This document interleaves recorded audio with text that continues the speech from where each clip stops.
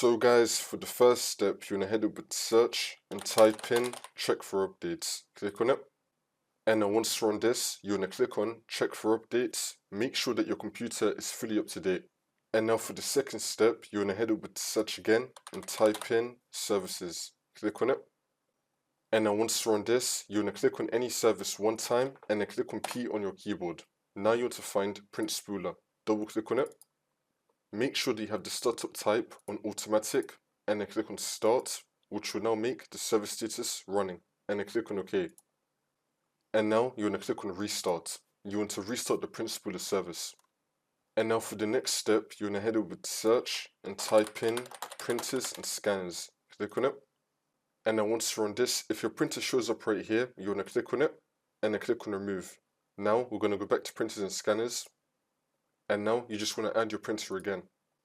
And if it detects your printer, it will add it for you. If not, then you're going to click on add manually. Go through the steps that apply to you, and you can now add your printer, and this should not fix your problem.